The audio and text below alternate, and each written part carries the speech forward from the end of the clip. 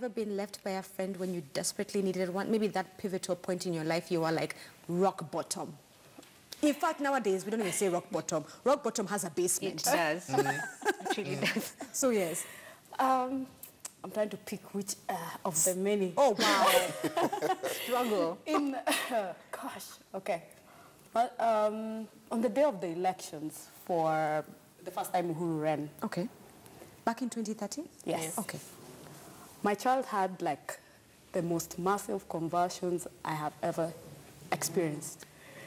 And you dash, you're like, okay, I got to Aga Khan. I'm told we need 400 grand now before we can put him in ICU. And that's the time your mind goes blank. And everyone was busy. Everyone was busy. And the sad reality is when we get married, life changes. You lose some friends or you put in the married compartment. So you lose touch. I was being very real with the compartments, life skills. I like your honesty. So at that time, life crashes. I won't lie to you. There are days when this particular time, after that ICU issue, it's only that one friend I told you about that showed up, apart from my parents. And then later, life took a turn, divorce and all that. Then you're standing there. You either eat or your kids eat. That was the rock bottom. Wow. That was your rock bottom? That was my rock bottom. It was either I do 1 meal a day, they do 3. I have 3 boys. So you have to make a balanced decision. You leave the house, you don't know how you're going to come back. So you know the way guys tell you, if you need anything, call me. So I went through the list and I was like, you promised you'll be there, you promised you'll be there. My phone call wasn't answered. I texted to date. I've never, that is like what? 2012 to date. Nothing. So what happened, Sylvia? Do you, and even for someone who is watching and they can identify with your case, and even for them they've been rock bottom basement, and they have given up on the idea of friendship, what did you do now that we are in 2019? Do you get a whole lot of friends? Do you take time to heal? Do you reevaluate what friendship means to you? And now, for a case like you, you're a parent of 3 amazing boys. So it's not just a matter of Sylvia, it's Sylvia and 3 kids. Yeah. So from, I learned to draw boundaries. That's the one thing that has really helped me in life. So this far we come, fine. If we cross over, well. If I ask, you refuse, I respect that. Because maybe everyone has their own reasons as to why they behave the way. I always give second chances. Some people tell me like, why would you even talk to that person again? But I'm like, you never know. We're all here in this life for a reason. We don't live for us. You're always living for someone else without even knowing it, the Bible says.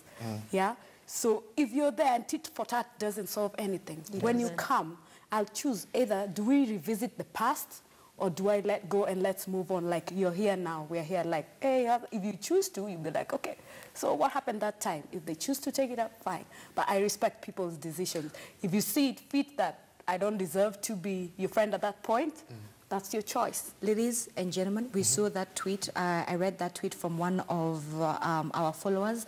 Let's touch the issue of friendship and money. Ooh, very sensitive. Friendship and money.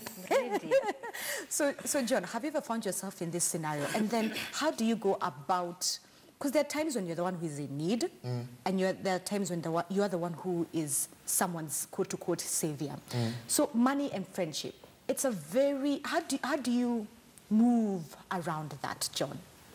Yeah, that's a really, really tough one. And I find that money is a sensitive issue, not just in friendships, it's everywhere. Even with family. Even with family. And particularly with family, because you see, family you don't pick. Right. You're there. But your friends, you have a choice. Right. You pick your friends. And it's possible for you to have family that is not a friend, right? So I think the money issue is very, I've been in places where I've had to borrow money. But when I borrow that money, I'm very careful. I'll either say, please give me. I will not be able to pay you back. So when I'm saying give me, it's not a very big amount. I'm not saying give me $500,000. I'm saying give me like 200 or 500. There's a point you get in life where you're in a matatu, you're seated, you have no fare. And you just tell, please give me 200 shillings, right? So there's give and there's borrow. When you borrow, particularly from close friends, make sure you keep your word. It's important. I've had friends who've borrowed and kept their word. I've had friends who've borrowed and not kept their word. And it's important for you to also guard your heart, protect your heart, because when someone borrows money from you and they keep on forwarding the date, it makes you upset as a person. Yeah. And you can find yourself cursing this person and you're saying, you know, what was I thinking giving this person money? I've had someone I lent money, they took years to pay me back. They paid me back eventually. But I remember there are some things I said about this person that shouldn't have come out of your mouth. You know that song, Tenda Wema, Nenda Zako? It's important. That's how you protect your heart. It sounds difficult, but once you've determined to give, once you've determined to lend, make sure it's an amount you're ready to lose. Stella, is it okay for people to go into businesses with friends? Yes and no.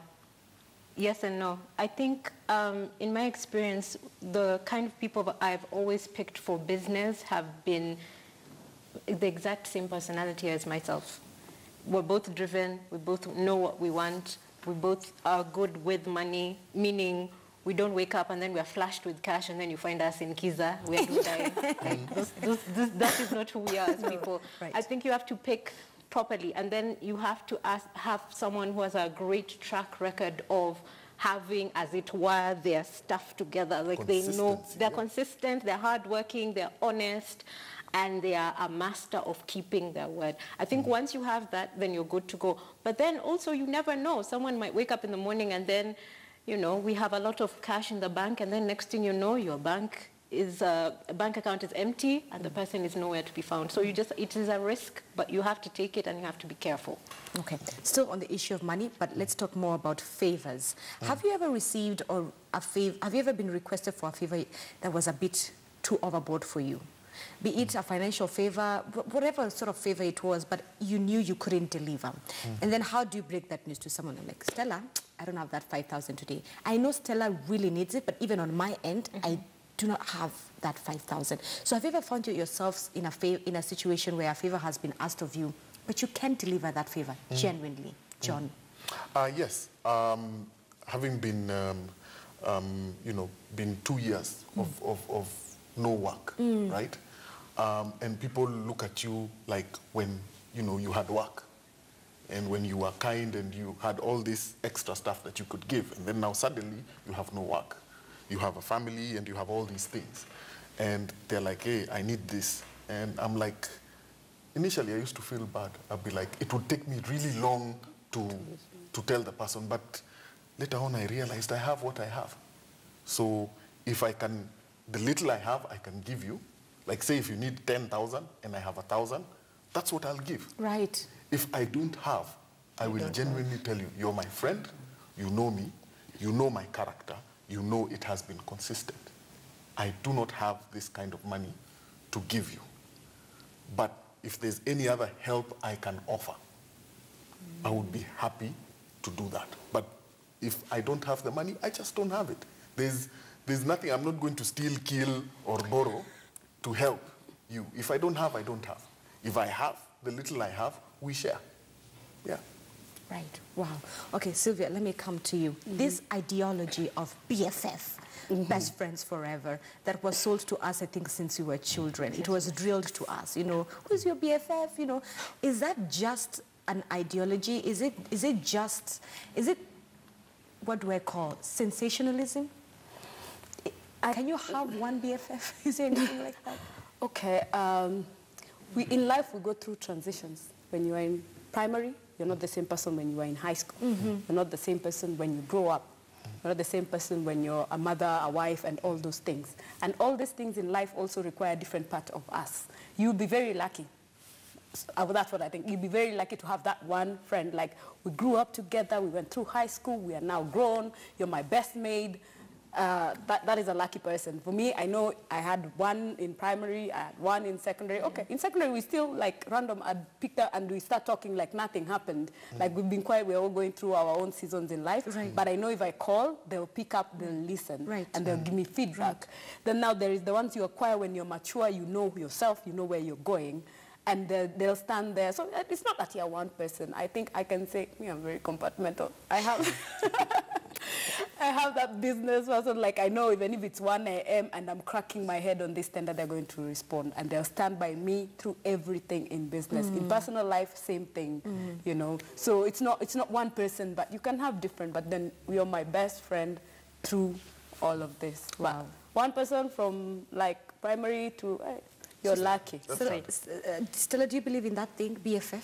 No, I don't actually. I believe life has its seasons, and I think everyone establishes themselves in whatever season you're in, and then they're free to go and they're free to come back if they want to. People who have BFFs since they were like 6, 5, I'm like, you're a unicorn. How are you real? Like, where do we find you? Where do we find you? We need to put them in a glass cage and study them. Like, like I don't get that, because Sylvia is absolutely right. We're transitional creatures. You are not you at 6. I'm sure you were cute and lovable, and now you are like you're very different. You're a different sort of woman, and you know, the you that you are now, maybe the you that you were in university is not the you that you are now, and that, or even 20 years to come. Exactly, and there's some people who can take those changes, and there's some people who cannot. So, you know, that consistency of having one BFF for the rest of, like, how? I feel the word for this show is consistency. True. Yes. The word for this show is consistency. All right, Sylvia, you wanted to say something. There is this one quote that I normally like living by, which says, people walk into our lives for different reasons. There are those ones who walk in for a reason, a season, or a lifetime. Wow. So you have to know, in the course of whatever friendship you are, expect either of the categories. Don't box this one, this is forever, then you get disappointed. Maybe it was their time and the season for this to help you through something, and they're done, and that's it. I feel like that should be printed and put on a billboard along Mombasa Road. Yes, like somewhere. Yes, John. There's something I'd like to say in regards to people who are married, right? Yes. Be very careful the person you pick for your best man or your best lady. Wow, okay, why? Be very careful. For us singles, why? Yes. Because for that person, if probably they think the way I think, and the way my best man thinks. My best man is called James, right? And he's brilliant, right? And it's something you carry. So like now, I'm not looking to being a best man for anyone else. You know, because that one person, the journey you will take with that person in their married life, in your married life, it's a heavy journey. Now, so if you have like 20 of them, you'll be stretched. Now, John, the fact that you're the one who is married in this panel, you have to scrutinize this question towards you. Yes. What is it about married couple, once you get married, the single friends are put behind the scene? Yes. Are we bad people? Nini mbaya. Yeah. I think it depends. Okay. I would say, like Stella said, yes. It's seasonal. There are seasons, right? There's a season you're in, right? There are those of your single friends who will understand, right? You have responsibilities now. So you can't be, there for them as much as you were before. But the friendship, again, it still comes back to being consistent. If your friendship was not consistent while you are not married, it's not going to survive. It's not going to survive. Right. So the issue is not that the person got married and whatnot, and suddenly this person is single. I think that narrative, there's a problem with it. It's how consistent, again, back to this, how consistent your character is. You see, you're single, I'm married. But has my character changed? A little bit. What has happened is I have acquired responsibility, right? I have acquired another friend, and priorities have changed. Okay. But go ahead. Character, I mean, if you're like I know my wife married me because of the character of the person that I am.